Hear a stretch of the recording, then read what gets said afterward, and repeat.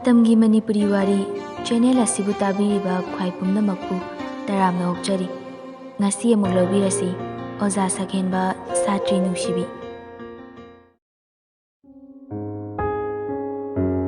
ꯔꯦꯁꯃꯤ ꯃꯌꯨꯝꯗ ꯆꯪꯂꯒ ꯀꯞꯄꯤ꯫ ꯁꯔ ꯁꯤꯟꯊꯥꯂꯦꯝꯕꯁꯨ ꯃꯌꯨꯝꯗ ꯍꯟꯈ꯭ꯔꯦ꯫ ꯅꯨꯡꯗꯥꯡꯒꯤ ꯃꯇꯝꯅꯤ꯫ ꯔꯥꯁꯦꯁꯣꯔꯤ: ꯏꯕꯦꯝꯃ, ꯁꯦ ꯀꯩꯝ ꯈꯜꯂꯨꯔꯅꯨ꯫ ꯔꯦꯁꯃꯤꯅ: ꯏꯃꯥ, ꯑꯩ ꯃꯤꯒꯤ ꯃꯥꯡꯗ ꯌꯥꯝ ꯏꯀꯥꯏꯌꯦ꯫ ꯔꯥꯁꯦꯁꯣꯔꯤꯅ ꯇꯞꯅ ꯑꯃꯨꯛ ꯍꯥꯏꯔꯛꯏ: ꯑꯗꯨꯒꯤꯕꯨ? ꯏꯃꯥ, ꯁꯔꯒꯤ ꯇ꯭ꯌꯨꯁꯟꯗꯣ ꯑꯩ ꯆꯠꯄ ꯉꯝꯗꯧ ꯃꯥꯟꯗ꯭ꯔꯦ꯫ ꯍꯦ ꯑꯉꯥꯎꯕꯤ, ꯀꯩꯅꯣ ꯅꯪꯅ ꯍꯥꯏꯗꯨꯕꯣ? ꯑꯩ ꯌꯥꯝ ꯏꯀꯥꯏ꯫ ꯁꯔꯒꯤ ꯃꯥꯡꯗꯁꯨ ꯑꯩ ꯆꯠꯄ ꯑꯝꯇ ꯉꯝꯃꯔꯣꯏ꯫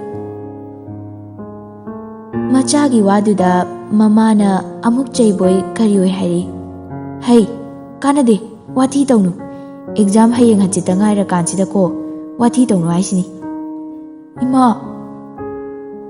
ꯍꯩ, ꯑꯩꯗꯤ ꯌꯥꯔꯣꯏꯀꯣ꯫ ꯑꯦꯛꯖꯥꯝꯒ ꯐꯦꯜ ꯑꯣꯏꯔꯛꯑꯗꯤ ꯌꯥꯔꯣꯏ ꯍꯥꯏꯁꯤꯅꯤ꯫ ꯃꯃꯥꯒꯤ ꯋꯥꯗꯨꯗ ꯑꯃꯨꯛ ꯔꯦꯁꯃꯤꯅ ꯃꯈꯥ ꯇꯥꯔꯛꯏ: ꯍꯣꯏꯕ, ꯑꯣꯏꯍꯜꯂꯣꯏ꯫ ꯑꯗꯣ ꯇ꯭ꯌꯨꯁꯟꯗꯨ ꯆꯠꯂꯔꯣꯏꯒꯦꯕ꯫ ꯅꯪ ꯏꯃꯥꯅ ꯄꯥꯝꯗꯕ ꯊꯕꯛ ꯇꯧꯅꯨ꯫ ꯍꯟꯖꯤꯟ ꯍꯟꯖꯤꯟ ꯋꯥ ꯉꯥꯡꯅꯅꯨꯀꯣ꯫ ꯔꯦꯁꯃꯤꯁꯨ ꯎꯄꯥꯏ ꯂꯩꯇ꯭ꯔꯦ꯫ ꯃꯃꯥꯅ ꯍꯥꯏꯔꯛꯂꯤꯕ ꯋꯥꯗꯨꯗ ꯃꯈꯥ ꯑꯃꯨꯛ ꯇꯥꯔꯨꯗ꯭ꯔꯦ꯫ ꯑꯁꯨꯝꯅ ꯅꯨꯡꯗꯥꯡꯒꯤ ꯆꯥꯛ ꯆꯥꯕ ꯈꯣꯠꯄ ꯂꯣꯏꯈ꯭ꯔꯦ꯫ ꯔꯦꯁꯃꯤ ꯐꯃꯨꯡꯗ ꯆꯪꯉꯛꯇꯨꯅ ꯃꯥꯒꯤ ꯐꯣꯟꯗꯣ ꯌꯦꯡꯂꯤ꯫ ꯆꯟꯕꯤꯒꯤ ꯃꯦꯁꯦꯖ ꯑꯃ ꯂꯩꯔꯝꯃꯤ꯫ ꯆꯟꯕꯤ: ꯅꯪ ꯇꯧꯔꯤꯗꯣ ꯀꯩꯅꯣ? ꯔꯦꯁꯃꯤ ꯃꯦꯁꯦꯖꯇꯣ ꯍꯟꯗ꯭ꯔꯦ꯫ ꯐꯣꯟꯗꯣ ꯁꯨꯝ ꯃꯦꯠꯂꯒ ꯂꯩꯔꯝꯃꯤ꯫ ꯉꯥꯏꯍꯥꯛ ꯂꯩꯔꯒ ꯑꯟꯅꯣꯟ ꯅꯝꯕꯔ ꯑꯃ ꯃꯦꯁꯦꯖ ꯂꯥꯛꯏ꯫ ꯔꯦꯁꯃꯤ: ꯔꯦꯁꯃꯤꯅ ꯃꯦꯁꯦꯖꯇꯣ ꯑꯃꯨꯛ ꯔꯤꯄ꯭ꯂꯥꯏ ꯄꯤ: ꯍꯥꯎ, ꯀꯅꯥ? ꯑꯦ, ꯑꯩꯅꯦ꯫ ꯔꯦꯁꯃꯤꯅ: ꯑꯩ ꯍꯥꯏꯗꯤ ꯁꯔ ꯁꯤꯟꯊꯥꯂꯦꯝꯕ꯫ ꯔꯦꯁꯃꯤ ꯉꯥꯏꯍꯥꯛꯇꯪ ꯍꯨꯃꯥꯡ ꯀꯥꯏ꯫ ꯃꯦꯁꯦꯖꯇꯨ ꯍꯟꯗꯅ ꯉꯥꯏꯍꯥꯛꯇꯪ ꯂꯩ꯫ ꯑꯗꯨꯒ ꯑꯃꯨꯛ ꯔꯤꯄ꯭ꯂꯥꯏ ꯄꯤ: ꯁꯔ, ꯀꯩ ꯇꯥꯛꯄꯤꯒꯗꯕ? ꯁꯔ ꯁꯤꯟꯊꯥꯂꯦꯝꯕꯅ: ꯉꯁꯥꯏ ꯃꯤꯁ ꯌꯥꯅ ꯀꯩ ꯍꯥꯏꯔꯛꯏꯅꯣ? ꯀꯩꯝ ꯍꯥꯏꯔꯛꯇꯦꯗ ꯁꯔ꯫ ꯁꯔ ꯁꯤꯟꯊꯥꯂꯦꯝꯕꯅ ꯑꯃꯨꯛ: ꯑꯣ꯫ ꯔꯦꯁꯃꯤꯅ ꯑꯃꯨꯛ ꯍꯥꯏꯔꯛꯏ: ꯑꯗꯣ ꯁꯔ, ꯅꯪꯗꯤ ꯑꯩꯒꯤ ꯅꯝꯕꯔꯁꯤꯗꯤ ꯀꯅꯥꯗꯩ ꯂꯧꯔꯤꯕ? ꯆꯟꯕꯤꯗꯩ ꯂꯧꯕꯅꯦ꯫ ꯔꯦꯁꯃꯤꯅ: ꯑꯦ, ꯂꯣꯏꯔꯦꯗꯅ꯫ ꯁꯔ ꯁꯤꯟꯊꯥꯂꯦꯝꯕꯅ ꯑꯃꯨꯛ ꯃꯈꯥ ꯇꯥꯔꯛꯏ: ꯍꯌꯦꯡ ꯁ꯭ꯀꯨꯜ ꯂꯥꯛꯇꯣꯏ ꯅꯠꯇ꯭ꯔꯣ? ꯁꯔ, ꯃꯇꯝ ꯈꯔ ꯁ꯭ꯀꯨꯜ ꯀꯥꯔꯛꯑꯔꯣꯏ꯫ ꯑꯦ, ꯀꯩꯒꯤ? ꯀꯩꯗꯧꯕ ꯌꯥꯎꯔꯒꯦ? ꯁꯔ, ꯀꯩꯝ ꯇꯧꯗꯦ꯫ ꯐꯔꯦ ꯐꯔꯦ ꯑꯗꯨꯗꯤ, ꯒꯨꯗ ꯅꯥꯏꯠ꯫ ꯔꯦꯁꯃꯤꯁꯨ ꯍꯥꯏꯅ ꯔꯤꯄ꯭ꯂꯥꯏꯗꯨ ꯇꯧꯏ꯫ ꯁꯔ ꯁꯤꯟꯊꯥꯂꯦꯝꯕꯒ ꯃꯦꯁꯦꯖ ꯊꯥꯅꯕ ꯂꯣꯏꯔꯒ ꯐꯣꯟꯗꯨ ꯑꯣꯐ ꯇꯧꯁꯤꯜꯂꯒ ꯃꯣꯟꯗ ꯃꯃꯥꯏꯗꯨ ꯎꯞꯁꯤꯜꯂꯒ ꯇꯨꯝꯂꯒ ꯂꯩ꯫ ꯁꯔ ꯁꯤꯟꯊꯥꯂꯦꯝꯕꯁꯨ ꯃꯆꯤꯟꯗ ꯇꯞꯅ ꯁꯣꯜꯂꯤ: ꯑꯣꯟꯊꯣꯛꯅ ꯃꯥꯟꯅꯈ꯭ꯔꯦꯗ꯫ ꯑꯁꯨꯝꯅ ꯁꯔ ꯁꯤꯟꯊꯥꯂꯦꯝꯕꯁꯨ ꯇꯨꯝꯊꯈ꯭ꯔꯦ꯫ ꯔꯦꯁꯃꯤꯁꯨ ꯁꯔ ꯁꯤꯟꯊꯥꯂꯦꯝꯕꯒꯤ ꯋꯥꯈꯜ ꯉꯥꯏꯍꯥꯛ ꯈꯜꯂꯝꯃꯤ꯫ ꯑꯗꯨꯒ ꯃꯥꯒꯤ ꯉꯁꯥꯏ ꯊꯧꯗꯣꯛꯇꯨ ꯑꯃꯨꯛ ꯅꯤꯡꯁꯤꯡꯂꯛꯏ꯫ ꯋꯥꯈꯜꯗ ꯃꯊꯟꯇ ꯈꯟꯖꯩ: ꯗꯥ ꯆꯤꯡꯂꯦꯝꯕꯅ ꯉꯁꯥꯏ ꯇꯧꯔꯤꯗꯨꯅ ꯀꯩ ꯃꯔꯝꯒꯤ ꯑꯣꯏꯔꯤꯒꯕ? ꯑꯁ, ꯀꯣꯛ ꯉꯥꯎꯔꯦꯗ꯫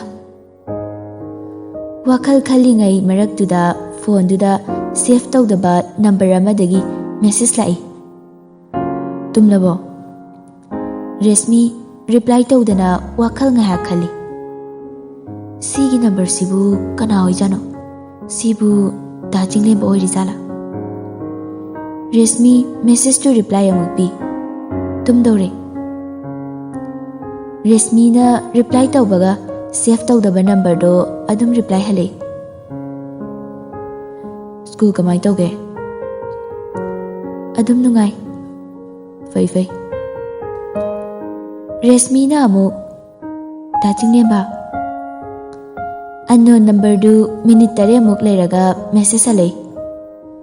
Chinglem bai di kanano? Mi amane. Ai di Chinglem banate. Adu di kanano? Unknown number du na reply amuk pire. December 26 da ai gi sakta ke. Resmi na. Unknown number du na amuk adu di tumo. Resmi wakal da khali. Sakangna basunate aduga karigi magi message amana mabu khangningba sum hengalakliba karigino. Resmi numituma wakal na yomdana tumkre. Ayuki matamni Resmi gi mama machanupibu haudokpa changai. Thoi haugalo. Resmi famungdagi khumai. Ima ngasidi school chaloi. Kaigino? Isa nungaite. Hoi nasa nungaitradi hek chaluranu. Chak chabai matamni chak chana Resmi gi mama na hairi. Horen ai saroida changudoini. Aduga nangi tuition gi matangda wari kharasu sanaraktoi. Resmi na Ima Rasesori na amuk chak to chatho nasa ngamde haidaine. Resmi na amuk khumlai.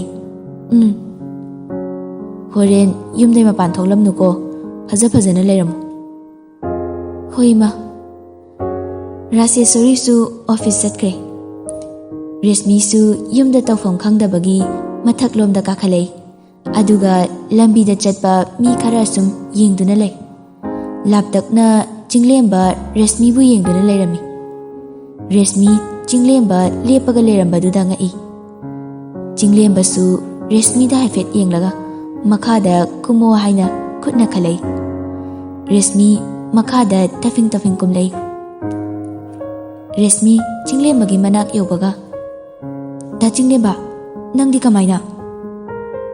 Sumlakpane ado Resmi na kai nang aingona saubra? Saude kaigi saudoino? Chinglemba sor sang na hondoi. Resmi makha amuk tare. Da Chinglemba nang na sida laise adu haiba lairo?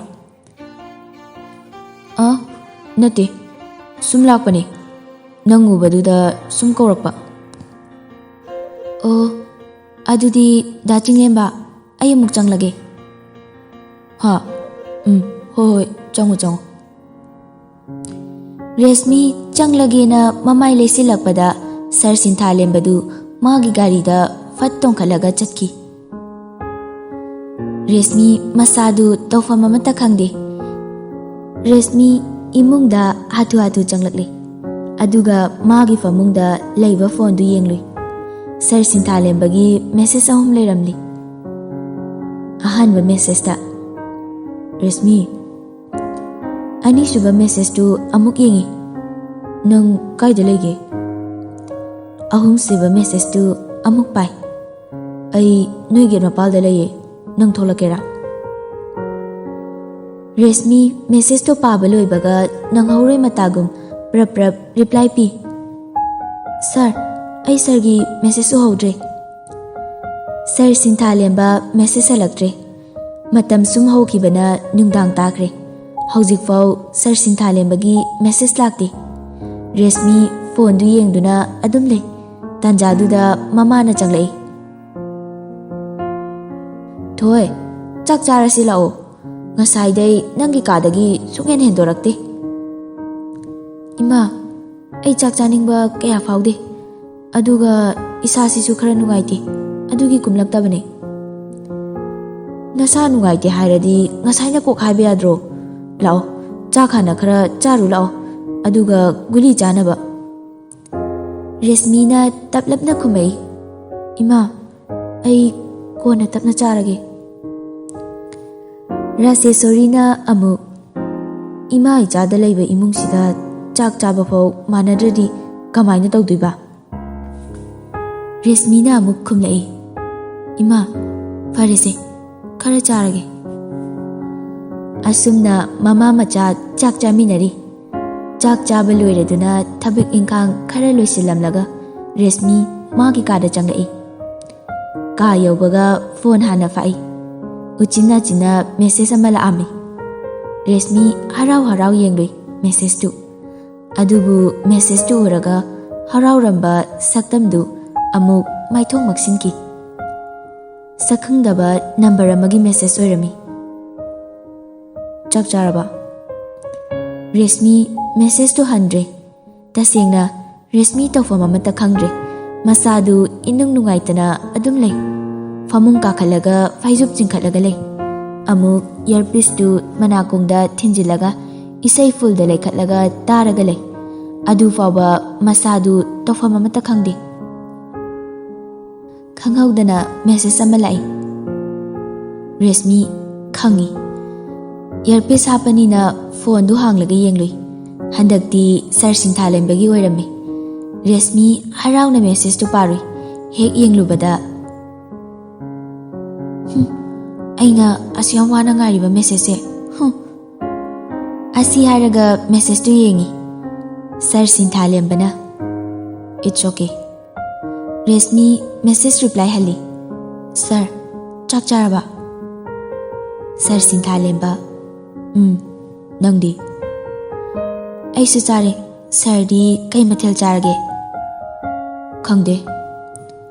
ꯀꯩꯅꯣ, ꯁꯔꯅ ꯆꯥꯔꯦ ꯑꯃꯨꯛ ꯍꯥꯏ, ꯈꯪꯗꯦ ꯑꯃꯨꯛ ꯍꯥꯏ, ꯀꯣꯛꯀ ꯉꯥꯎꯔꯦ. ꯑꯩ ꯆꯥꯔꯦ ꯍꯥꯏꯈ꯭ꯔꯕꯣ? ꯔꯦꯁꯃꯤꯅ ꯑꯃꯨꯛ ꯍꯧꯖꯤꯛꯇ ꯍꯥꯏꯔꯤꯗꯨꯗꯤ.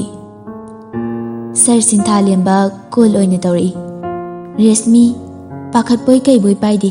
ꯃꯃꯤꯠꯇꯨꯁꯨ ꯃꯃꯥꯒꯤ ꯐꯃꯨꯡꯂꯣꯝꯗ ꯌꯦꯡꯉꯤ. ꯃꯤꯁ ꯀꯣꯜ ꯇꯥꯈ꯭ꯔꯦ. ꯔꯦꯁꯃꯤꯅ, ꯁꯔ, ꯑꯩ ꯐꯔꯛ. ꯃꯦꯁꯦꯖ ꯊꯥꯒꯦ ꯇꯧꯕꯒ ꯑꯃꯨꯛꯀꯁꯨ ꯀꯣꯜ ꯂꯥꯛꯏ. ꯍꯟꯗꯛꯇꯤ ꯑꯔꯣꯏꯕ ꯊꯧꯅꯥ ꯂꯤꯡꯖꯦꯜ ꯐꯨꯗꯣꯛꯇꯨꯅ ꯄꯥꯏꯔꯦ. ꯔꯦꯁꯃꯤꯅ, ꯁꯔ. ꯁꯔ ꯁꯤꯟꯊꯥꯂꯦꯝꯕ ꯀꯩꯝꯇ ꯈꯨꯝꯃꯛꯇꯦ. ꯔꯦꯁꯃꯤꯅ ꯑꯃꯨꯛ, ꯍꯦꯜꯂꯣ, ꯁꯔ, ꯇꯥꯗ꯭ꯔꯕꯣ? ꯁꯔ ꯁꯤꯟꯊꯥꯂꯦꯝꯕ ꯍꯟꯗꯛꯁꯨ ꯈꯨꯝꯗꯦ. ꯔꯦꯁꯃꯤꯅ ꯑꯃꯨꯛ, ꯁꯔ ꯇꯥꯗ꯭ꯔꯗꯤ ꯑꯩ ꯑꯃꯨꯛ ꯇꯧꯔꯛꯀꯦ. ꯁꯔ ꯁꯤꯟꯊꯥꯂꯦꯝꯕ ꯇꯞꯅ, ꯇꯥꯏꯌꯦ. ꯔꯦꯁꯃꯤꯅ, ꯁꯔ, ꯀꯩꯗꯧꯔꯒꯦ? ꯀꯩꯝ ꯇꯧꯗꯦ. ꯑꯩꯅ ꯐꯣꯟ ꯇꯧꯔꯛꯄꯁꯦ ꯌꯥꯝ ꯀꯥꯏꯔꯕꯣ? ꯀꯥꯏꯔꯗꯤ ꯊꯝꯂꯒꯦ. ꯁꯔ, ꯀꯥꯏꯗꯤꯌꯦ. ꯁꯔ ꯁꯤꯟꯊꯥꯂꯦꯝꯕꯅ ꯈꯨꯝꯂꯩ. ꯁꯔ, ꯉꯁꯥꯏ ꯂꯥꯛꯑꯝꯕ꯭ꯔꯣ? ꯂꯥꯛꯑꯝꯃꯤ. ꯑꯩ ꯁꯔꯒꯤ ꯃꯦꯁꯦꯖꯇꯣ ꯎꯍꯧꯗ꯭ꯔꯦ. ꯀꯩꯁꯨ ꯀꯥꯏꯗꯦꯗ. ꯑꯗꯣ ꯁꯔ, ꯆꯥꯛ ꯆꯥꯗ꯭ꯔꯤ ꯍꯥꯏꯗꯥꯏꯅꯦ? ꯆꯥꯔꯨꯔꯣꯗꯅ. ꯁꯔ ꯁꯤꯟꯊꯥꯂꯦꯝꯕꯅ, ꯀꯣꯟꯅ ꯇꯞꯅ ꯆꯥꯒꯦ. ꯁꯔ ꯉꯁꯥꯏ ꯂꯥꯛꯑꯗꯤ ꯀꯣꯛ ꯀꯧꯔꯛꯎ ꯌꯥꯗ꯭ꯔꯣ? ꯑꯩꯗꯤ ꯁꯔ ꯎꯍꯧꯗꯦ ꯇꯁꯦꯡꯅ. ꯁꯔ ꯁꯤꯟꯊꯥꯂꯦꯝꯕꯅ ꯑꯃꯨꯛ, ꯋꯥꯔꯤ ꯅꯨꯡꯉꯥꯏꯅ ꯁꯥꯟꯅꯕꯗꯨꯗ ꯑꯩꯁꯨ ꯀꯩꯝ ꯍꯥꯏꯔꯝꯗ꯭ꯔꯕ. ꯏꯃꯥꯟꯅꯕꯅꯦ ꯁꯔ ꯉꯁꯥꯏꯒꯤꯗꯣ. ꯁꯔ ꯁꯤꯟꯊꯥꯂꯦꯝꯕꯅ ꯈꯨꯝꯂꯩ. ꯔꯦꯁꯃꯤ ꯋꯥ ꯀꯩꯝꯇ ꯉꯥꯡꯗꯦ, ꯇꯨꯃꯤꯟꯅ ꯂꯩ. ꯁꯔ ꯁꯤꯟꯊꯥꯂꯦꯝꯕꯁꯨ ꯇꯨꯃꯤꯟꯅ ꯑꯗꯨꯝ ꯂꯩ. ꯔꯦꯁꯃꯤꯅ, ꯁꯔ, ꯀꯩꯅꯣꯝꯇ ꯍꯥꯏꯒꯦ. ꯁꯔ ꯁꯤꯟꯊꯥꯂꯦꯝꯕ ꯇꯞꯅ ꯈꯨꯝꯃꯩ. ꯍꯥꯏꯌꯨ. ꯁꯔ, ꯅꯪ. ꯁꯔ ꯁꯤꯟꯊꯥꯂꯦꯝꯕꯅ, ꯀꯩꯗꯧꯔꯒꯦ ꯍꯥꯏꯌꯨ. ꯁꯔ, ꯅꯪ ꯑꯩ ꯅꯨꯡꯁꯤꯕ꯭ꯔꯥ? ꯔꯦꯁꯃꯤꯅ ꯋꯥꯗꯨ ꯍꯦꯛ ꯍꯥꯏꯕꯒ ꯁꯔ ꯁꯤꯟꯊꯥꯂꯦꯝꯕꯒꯤ ꯐꯣꯟꯗꯨ ꯃꯈꯥꯗ ꯇꯥꯈꯤ. ꯀꯩꯒꯨꯝꯕ ꯑꯃꯁꯨ ꯂꯩꯃꯥꯏꯗ ꯇꯥꯕꯒꯤ ꯃꯈꯣꯜ ꯊꯣꯛꯈꯤ. ꯔꯦꯁꯃꯤ, ꯍꯦꯜꯂꯣ, ꯁꯔ, ꯀꯩꯗꯧꯔꯒꯦ? ꯀꯩꯅꯣ ꯇꯥꯔꯤꯗꯨꯕꯣ? ꯁꯔ ꯁꯤꯟꯊꯥꯂꯦꯝꯕ ꯀꯩꯝ ꯈꯨꯝꯃꯛꯇ꯭ꯔꯦ. ꯔꯦꯁꯃꯤꯅ ꯑꯃꯨꯛꯀꯁꯨ, ꯍꯦꯜꯂꯣ ꯁꯔ, ꯑꯩꯅ ꯍꯧꯖꯤꯛ ꯍꯥꯏꯕ ꯋꯥꯗꯨꯒꯤꯔꯣ? ꯁꯥꯎꯔꯤꯔꯣ ꯁꯔ? ꯔꯦꯁꯃꯤ ꯍꯟꯗꯛꯇꯤ ꯋꯥ ꯑꯃꯠꯇ ꯍꯥꯏꯗ꯭ꯔꯦ. ꯑꯗꯨꯝ ꯇꯨꯃꯤꯟꯅ ꯃꯅꯥꯀꯣꯡꯗ ꯐꯣꯟꯗꯨ ꯊꯝꯂꯒ ꯂꯩꯔꯦ. ꯉꯥꯏꯍꯥꯛꯀꯤ ꯇꯨꯡꯗ ꯁꯔ ꯁꯤꯟꯊꯥꯂꯦꯝꯕꯒꯤ ꯔꯨꯝꯗ Nupa ama Sinthalembabu kauraga changapagi makhol ama tare. Resmi su tai. Nupa du Sir Sinthalemba leiba lomda sum changlakpana nupa du gi khonjel du su hauna sum tarai. Resmi su tumina tai. Sir Sinthalemba wa nganglakpra haina. Adubu nganglakti. Ona balomda oina tarai. Nupa duna. Bhai, Sinthalemba, kaidorage se? Hagalo lao, hospital chaslao. Resmi nupa duna hairiba wafam duda lawai luton satkre. Resmi phone da wari sanariba adu tabada masadu laifam khangdre. Tumlambadagi fuk amuk hawgali aduga chat sanaragale. Kari kognu khangdi nugaina tumjariba mamagi kada prap changlai. Ima, tabro? Ha? How? Ima, kainom ta haye. Rase sorry na. Nang tumdriba hauju pa. Resmi na. Hayeng hairasu yadro thoy. Mamadi pakhalure nangi kukaududa. Resmi, kainom ta hange tawbane. Kaino hangu. Resmi na. Ima, Rase sorry na mo. Hayu ne kaidorage. Ima, Sir Sinthalemba hoigi yumse kaidina. Rase sorry ngakna. Adugiro. Resmi na mo. Rase sorry. Hayeng hairasu yabadubu. Resmi na mo kumlai. Kainom sum khangingdana tawbane. Oh, noi sargi yumdo kaishampai taini. Kathai jaga daino ima. Sega road khwairakpam lekai dagini. Kaigino aduk muna hangli dubu. Tuition chatlage hairo. Resmi na sum khangingdana tawbane. Aduga tuition chu chatlasirana khanba. Hoi nangna chatke hairadi ima hayeng hekta chatlaga hainaruge. Resmi na hayeng di chaluno ai hairake. Hoine ichana pamba matamduda hek hairo. Ado ima ai hayeng imanabiga dress leba chaluni. Paisa khra piro. School di hayeng di lepage. School se nong mata phajane hek chate nangamana. Resmi na karani ba ado paisa do kauni. Rase sorry na khumlai. Hoi Resmi na mo adudi ima su tumhauro ai chale. Nangsu phajana tumoko amuk phone metlaga leiranu. Resmi na hoi ma. Resmi mamagi kadagi thorai. Magi kada changlaga phone du lauthoklaga Janbi thaba number duda call tawsili. Janbi na. Hello. Resmi na mo. Bye. Hinchabi nang asadi kai de lole. Resmi na. Class 8B gi room hangbaduda. Nang di kai gi lole ba. Resmi na. Maram le. Janbi na mo. Bye. Nang engonda oidaba ngangnu. Resmi na. Aibu nangonda oidaba ngangrane asifa. Ngangdri. Aduda sum nganglakadrana hayobani. Is ho ngangoye kaishu. Janbi na mo. Nangiro ngasai misayana class ta hairida. Resmi ngayak khumfam khangde. Mana khumdana leibaduda Janbi na mo haire. Khumo ai kaishu khande ba. Resmi na. Janbi na mo. Oza kanaga nang dia. Resmi tap na haire. Sir Sinthalemba ka. Janbi ngak na. Ha. Bye. Kamay na no nang dia. Mataw karam na. Resmi na mo. Bye. Sir na yumda tilakpada ay tugi tawi.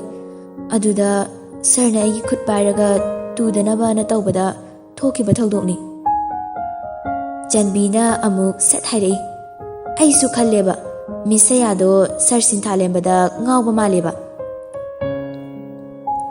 Resmina Chanbina amuk ado kayu paile Sir Sinthalembadi aigi sak phajabi itada ngawsilaedana. Resmina amuk chalo he taningde ita kaina yam all stock chatle.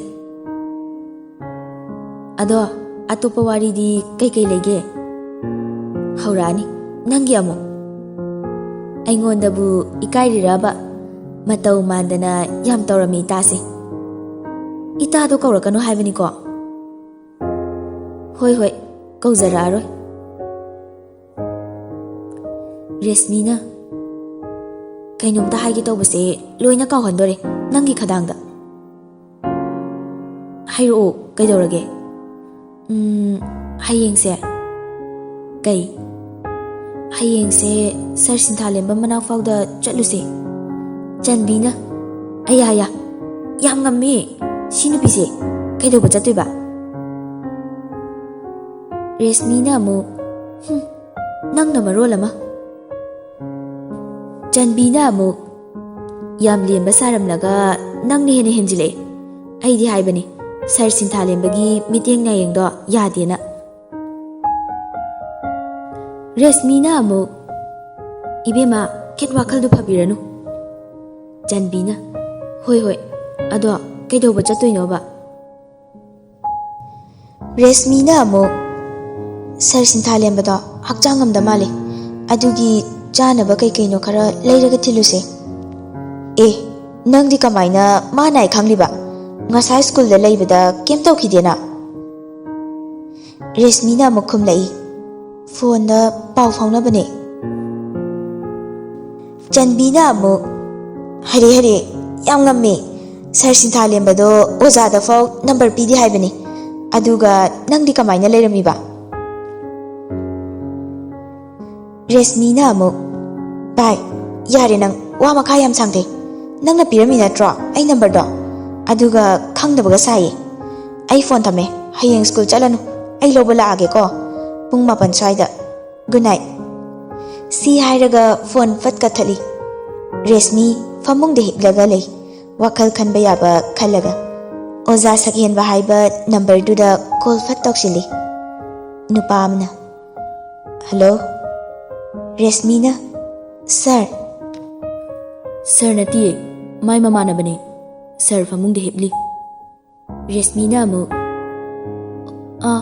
oh hoi nupa duna mu kanane hayuge satri ne haibiyo. Hoi phone thamkre. Resmi nongan bangai bada masadu awaba ma oire pungsu phanyam thengjinkhre. Resmi ngaihak uiri tawraga tumthakre asumna nongankre. Rasesori hogaloni be manangbo. Resmina pung kya tarage. Rasesori nya khumlei 9 makhai tare nangbu thabak lei paisa piyu haidaine. Resmina ha fuk hawalaktuna bathroom changlaga iru maitha loiraga thoklei.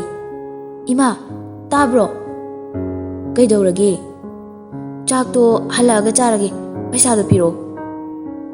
Rasesorina kaida jatke haino imanabi hoidane imanabi do masangamde haye adugi pochai khara leibiruge tawbani. Oh ado thuna lauko kuina leirakanu. Rasesorina 3,000 lauthoga pirei. Ima ai chale ko fajana chatluko. Hoi mi chatke. Resmi su thokre Rasesori su yenglaga lehore.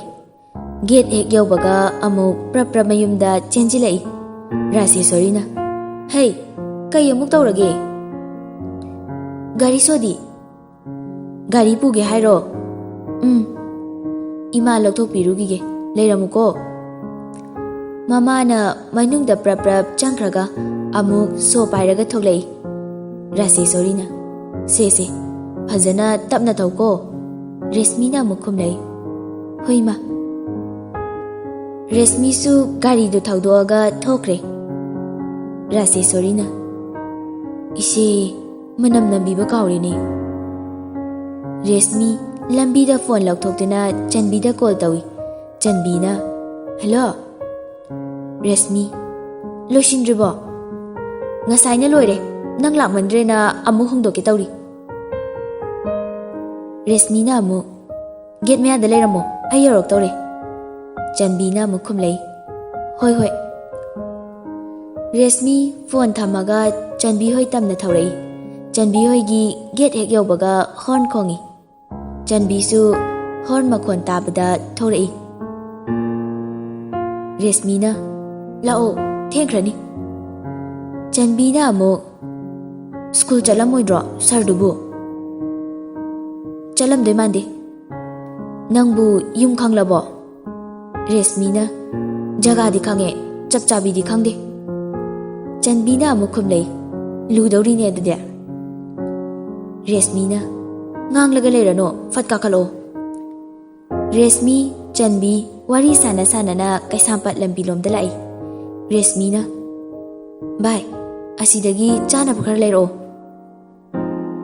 ꯆꯟꯕꯤꯅ ꯆꯥꯅꯕ ꯈꯔ ꯂꯩꯔꯒ ꯂꯥꯛꯏ꯫ ꯃꯣꯏ ꯑꯅꯤ ꯀꯩꯁꯥꯝꯄꯥꯠ ꯂꯣꯝꯗ ꯍꯥꯏꯖꯤꯜꯂꯛꯏ꯫ ꯂꯝꯕꯤꯗ ꯂꯥꯛꯄ ꯑꯍꯜ ꯑꯃꯗ ꯍꯪꯉꯤ꯫ ꯔꯦꯁꯃꯤꯅ ꯄꯥꯕꯨꯡ, ꯑꯣꯖꯥ ꯁꯤꯟꯊꯥꯂꯦꯝꯕ ꯍꯣꯏꯒꯤ ꯌꯨꯝꯁꯤꯕꯨ? ꯑꯍꯜꯗꯨꯅ ꯈꯨꯝꯃꯛꯏ ꯍꯣ ꯇꯨꯇꯨ, ꯑꯁꯤꯒꯤ ꯒꯦꯠ ꯒ꯭ꯔꯤꯟ ꯀꯂꯔ ꯑꯃ ꯂꯩꯁꯦ ꯑꯁꯤꯗꯅꯤ꯫ ꯔꯦꯁꯃꯤꯅ ꯌꯥꯝ ꯅꯨꯡꯉꯥꯏꯖꯔꯦ ꯄꯥꯕꯨꯡ꯫ ꯃꯣꯏ ꯑꯅꯤ ꯑꯃꯨꯛ ꯒꯥꯔꯤꯗꯨ ꯊꯧꯔꯒ ꯂꯥꯛꯏ꯫ ꯆꯟꯕꯤꯅ ꯁꯥꯔ ꯁꯤꯟꯊꯥꯂꯦꯝꯕꯁꯦ ꯊꯤꯕꯗꯤ ꯂꯥꯏꯅꯦ? ꯔꯦꯁꯃꯤꯅ ꯑꯃꯨꯛ ꯈꯨꯝꯂꯩ ꯂꯥꯏ꯫ ꯃꯣꯏ ꯑꯅꯤꯁꯨ ꯑꯍꯟꯗꯨꯅ ꯇꯥꯛꯂꯛꯄ ꯒꯦꯠꯇꯨꯗ ꯌꯧꯔꯦ꯫ ꯔꯦꯁꯃꯤꯅ ꯅꯪ ꯍꯥꯟꯅ ꯆꯪꯉꯣ ꯆꯟꯕꯤ꯫ ꯆꯟꯕꯤꯅ ꯑꯃꯨꯛ ꯆꯪꯃꯤꯟꯅꯁꯤꯍꯦ꯫ ꯔꯦꯁꯃꯤꯅ ꯑꯃꯨꯛ ꯈꯨꯝꯂꯩ ꯍꯣꯏ ꯍꯣꯏ꯫ ꯃꯣꯏ ꯑꯅꯤ ꯒꯥꯔꯤꯗꯨ ꯃꯄꯥꯟꯗ ꯈꯥꯝꯂꯝꯂꯒ ꯆꯪꯉꯛꯏ꯫ ꯌꯨꯝꯗꯨ ꯌꯥꯝ ꯐꯖꯅ ꯁꯥꯕꯗꯤ ꯅꯠꯇꯦ, ꯑꯗꯨꯕꯨ ꯃꯁꯥ ꯅꯥꯟꯅ ꯄꯣꯠ ꯆꯩ ꯈꯨꯗꯤꯡꯃꯛ ꯂꯩ꯫ ꯆꯟꯕꯤꯅ ꯚꯥꯏ ꯁꯥꯔ ꯍꯣꯏꯒꯤ ꯌꯨꯝꯁꯦ ꯃꯁꯥ ꯌꯥꯝ ꯅꯥꯟꯅ ꯂꯩꯇ꯭ꯔꯣ? ꯔꯦꯁꯃꯤꯅ ꯈꯨꯝꯂꯩ ꯂꯩꯌꯦ꯫ ꯆꯟꯕꯤꯅ ꯀꯧꯔꯣ꯫ ꯔꯦꯁꯃꯤꯅ ꯑꯃꯨꯛ ꯅꯪ ꯑꯝꯇ ꯀꯧꯋꯣ꯫ ꯆꯟꯕꯤꯅ ꯅꯪ ꯀꯧ꯫ ꯔꯦꯁꯃꯤꯅ ꯑꯃꯨꯛ ꯈꯨꯝꯂꯩ ꯑꯁ ꯅꯪꯁꯤꯗꯤ꯫ ꯔꯦꯁꯃꯤ ꯇꯞꯅ ꯀꯧꯏ ꯁꯥꯔ꯫ ꯆꯟꯕꯤꯅ ꯀꯩꯅꯣ ꯈꯔ ꯀꯟꯅ ꯀꯧꯋꯣ꯫ ꯔꯦꯁꯃꯤꯅ ꯂꯩꯇꯖꯥꯠꯂꯣ? ꯂꯩꯕ ꯃꯥꯜꯂꯦ, ꯑꯁꯤꯗ ꯁꯥꯔꯒꯤ ꯀꯥꯔ ꯂꯩꯔꯤꯁꯤꯗꯤ꯫ ꯆꯟꯕꯤ ꯅꯪ ꯑꯝꯇ ꯀꯧꯕ꯫ ꯆꯟꯕꯤ ꯀꯧꯒꯦ ꯍꯦꯛ ꯇꯧꯕꯒ ꯅꯨꯄꯥ ꯑꯃ ꯊꯣꯛꯂꯛꯏ꯫ ꯅꯨꯄꯥꯗꯨꯅ ꯀꯅꯥ? ꯆꯟꯕꯤꯅ ꯑꯣꯏꯅ ꯈꯨꯝꯂꯩ ꯁꯥꯔ ꯁꯤꯟꯊꯥꯂꯦꯝꯕ ꯍꯣꯏꯒꯤ ꯌꯨꯝꯁꯤꯕꯨ? ꯑꯣ ꯃꯥꯅꯦ ꯃꯥꯅꯦ꯫ ꯆꯟꯕꯤꯅ ꯁꯥꯔ ꯂꯩꯈꯤꯕ꯭ꯔꯣ? ꯂꯩ꯫ ꯔꯦꯁꯃꯤꯅ ꯑꯃꯨꯛ ꯑꯝꯇ ꯎꯅꯖꯒꯦ ꯌꯥꯒꯗ꯭ꯔꯣ? ꯅꯨꯄꯥꯗꯨꯅ ꯃꯅꯨꯡꯗ ꯆꯪꯂꯛꯑꯣ꯫ ꯆꯟꯕꯤꯒ ꯔꯦꯁꯃꯤꯒ ꯅꯨꯄꯥꯗꯨꯒꯤ ꯇꯨꯡ ꯏꯟꯅꯗꯨꯅ ꯆꯪꯂꯛꯏ꯫ ꯅꯨꯄꯥꯗꯨ ꯁꯥꯔ ꯁꯤꯟꯊꯥꯂꯦꯝꯕꯒꯤ ꯕꯦꯠꯔꯨꯝ ꯂꯣꯝꯗ ꯆꯪꯈꯤ꯫ ꯁꯥꯔ ꯁꯤꯟꯊꯥꯂꯦꯝꯕ ꯕꯦꯠꯇ ꯃꯃꯤꯠ ꯎꯏꯁꯤꯟꯗꯨꯅ ꯍꯤꯞꯇꯨꯅ ꯂꯩꯔꯝꯃꯤ꯫ ꯗ꯭ꯔꯤꯞꯁꯨ ꯌꯥꯜꯂꯝꯃꯤ꯫ ꯇꯦꯕꯜꯗꯁꯨ ꯁꯤꯔꯤꯟꯖ ꯈꯔ ꯇꯥꯗꯨꯅ ꯂꯩꯔꯝꯃꯤ꯫ ꯔꯦꯁꯃꯤꯗꯤ ꯃꯁꯥꯗꯨ ꯏꯄꯥ ꯄꯥꯈꯠꯂꯤ꯫